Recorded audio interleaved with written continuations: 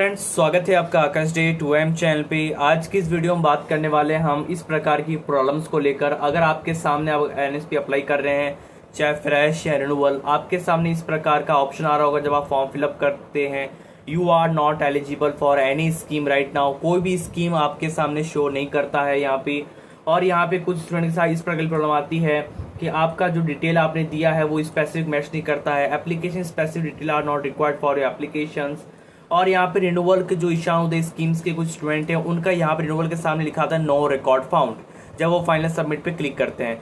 तो ये प्रॉब्लम क्या है, कैसे इसको रिजॉल्व कर सकते हो चुटकियों भर में, क्या क्या चीज़ें आपको ध्यान रखनी पड़ेगी और इन सब का क्या मतलब है, कैसे आप इसको सॉर्ट आउट करोगे, पूरा कंप्लीट इसी वीडियो में जानने वाले हैं। वीडियो का सॉल्यूशन उन्हीं स्टूडेंट के रहेगा जो इस वीडियो को कंप्लीट देखेगा, समझेगा जो मैं क्या कहना चाहता हूँ, और डेफिनेटली वो प्रॉब्लम जो है जल्द से जल्द रिजॉल्व हो जाएगी। चलिए वीडियो को स्टार्ट करते हैं। वीडियो को लाइक कीजिएगा और चैनल को सब्सक्राइब नहीं किया तो अभी जरूर कीजिएगा, क्योंकि इस चैनल पे private scholarship, government scholarship updates यहाँ पे मिलती रहती है।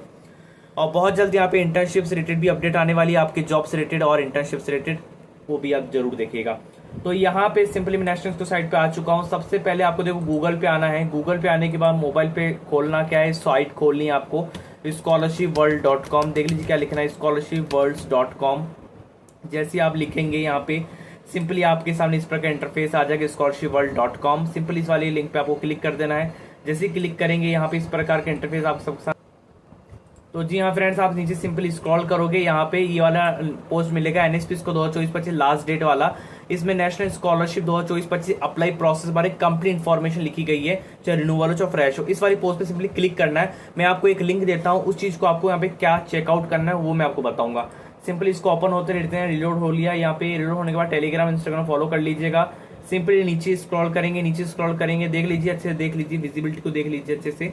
यहाँ पे आने के बाद यहाँ मिलेगा चौथा point, scholarship eligibility check no scheme problem. ठीक है, जो नो स्कीम प्रॉब्लम आ रही है या एप्लीकेशन स्पेसिफाइड जो डिटेल आपसे मांगी जा रही है, जो ये प्रॉब्लम आपके सामने दिखने को मिल रहा है, सिंपली इस वाले लिंक को ओपन कर लेना है। जैसे इस लिंक को ओपन करेंगे तो आप यहाँ पे पहुंच जाओगे इस वाले डैशबोर्ड में। जैसे आप डैशबोर्ड पहुंचोगे तो यहाँ पे आप मिल सकता है चेक क्यू एलिजिबिलिटी, कि काफी सारे बच्चे क्या करते हैं कि बच्चे एलिजिबल होते हैं लेकिन गलत इन्फॉर्मेशन फिल कर देते हैं, या कुछ चीजें ऐसी होती है जो उस स्कीम के एलिजिबल नहीं होते हैं लेकिन किसी अदर स्कीम के एलिजिबल होते हैं। जैसे आपको पता है एनएसपी में बहुत सारी स्कीम्स अवेलेबल है। मैं कहूँगा सीएसए स्कीम है, डिसेबिलिटी स्कीम्स है, यहाँ पे एससी स्कीम है, एसटी स्कीम है, ट्राइबल स्कीम है, माइनॉरिटी स्कीम है, होम अफेयर स्कीम है, और एनएमएम स्कीम है, pre matric, post matric, UGC, PG. ठीक है, बहुत सारी स्कीम्स ऐसे अवेलेबल है, लेबर कार्ड। ठीक है, तो बहुत से बच्चे यहाँ पे कंफ्यूज हो जाते हैं जब फॉर्म को अप्लाई करते हैं, जब उनको अपनी डिटेल फिल करने के बाद कोई ऑप्शन नहीं आता है, कुछ चीज नहीं आती है। तो यहाँ पे सबसे पहले आप इस लिंक को आके यहाँ पे चेकआउट कर सकते हो। ठीक है, जो मैंने आपको दिया है यहाँ पे आपको सिंपली डोमिसाइल स्टेट आपको लिख देना, जो भी आपका डोमिसाइल स्टेट है। सपोज मैं यहाँ लिख देता हूँ, यहाँ पे आपको अपना नेम फिल कर देना है। उसके बाद यहाँ पे आपको जेंडर फिल कर देना है, जो भी आपका है, मेल फीमेल। उसके बाद डेट ऑफ बर्थ आपको फिल कर देना है। उसका मैरिटल स्टेटस आपको फिल कर देना है। तो उसके बाद यहाँ पे पेरेंट एनुअल इनकम, आपकी जो पेरेंट्स की इनकम है वो यहाँ पे लिख देनी, फैमिली इनकम। पेरेंट प्रोफेशनल, आपके पेरेंट्स क्या करते हैं। अगर आपके पेरेंट इनमें से कोई भी वर्क करते हैं, सपोज बेडी वर्कर है, साइन वर्कर है, XRPF है, जो भी है वो आपको यहाँ पे सेलेक्ट करना। अगर आपके पिताजी इनमें से कोई भी ऑप्शंस में नहीं आते हैं तो अगर सिंपली आपको अदर्स पे क्लिक कर देना है। ठीक है, रिलीजन्स आपका क्या, हिंदू, मुस्लिम, जैन, सिख, जो भी आपका है उसको आपको कर देना है। ठीक, उसके बाद यहाँ पे कम्युनिटी पे आओगे, कम्युनिटी में लिखो जनरल, ओबीसी, SC, मैं जनरल लिख देता हूँ।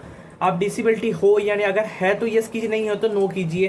पेरेंट नॉट अलाइव, अगर आपके पेरेंट्स नॉट अलाइव तो यहाँ पे आप नॉट एप्लीकेबल कर सकते हो। या आपके जो पेरेंट्स है और कोविड-19 में डाई हो चुके तो आप इस चीज को सिलेक्ट कर सकते हो अकॉर्डिंग टू योर आपके डिटेल के अकॉर्डिंग। ठीक है, तो मैं यहाँ पे नॉट एप्लीकेबल कर देता हूँ। स्कॉलरशिप कैटेगरी जो भी आपका पोस्ट मैट्रिक के लिए आप अप्लाई करो, प्री मैट्रिक के लिए करो, उसको आप सिलेक्ट करना है। मैं पोस्ट मैट्रिक के लिए सिलेक्ट कर लेता हूँ। एप्लीकेशन टाइप क्या है, स्कॉलरशिप, हमेशा स्कॉलरशिप सिलेक्ट कर देना है। उसके बाद इंस्टीट्यूट नेम आपको सिलेक्ट कर लेना, जो भी आपके इंस्टीट्यूट है उसको आप यहाँ पे सर्च कर सकते हो, स्टेट करके, डिस्ट्रिक्ट करके आपके यहाँ पे सर्च कर सकते हो। उसके बाद यहाँ पे चूज नेम, आपके इंस्टीट्यूट का क्या नेम है, चूज ईयर क्या है, मोड ऑफ स्टडी क्या है, आप रेगुलर करने चाहिए, फुल टाइम, प्रीवियस क्लास की परसेंटेज आपको लिख देना है, प्रीवियस क्लास का कोर्स आपको लिख देना है, जो भी आपका प्रीवियस क्लास का कोर्स था उसको लिख दिया, प्रीवियस बोर्ड यूनिवर्सिटी का नेम आपको लिख देना है। उसके बाद twelfth roll number, 12th board, 10th roll number, competitive अगर रोल नंबर है तो दीजिए, नहीं तो कोई रिक्वायर्ड नहीं है।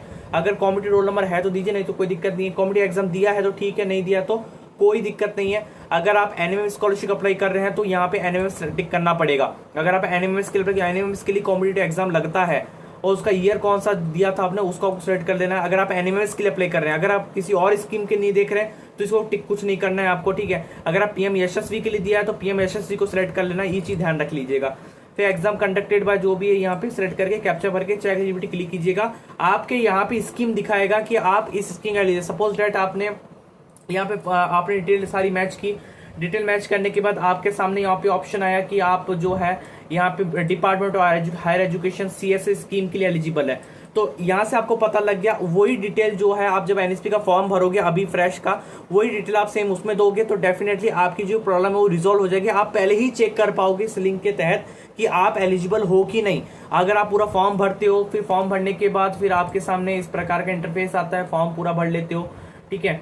फिर ये आपके सामने इस प्रकार डैशबोर्ड आता है, जैसे कि आप देख पा रहे हो, विजिबल हो रहा होगा आपको, ठीक है।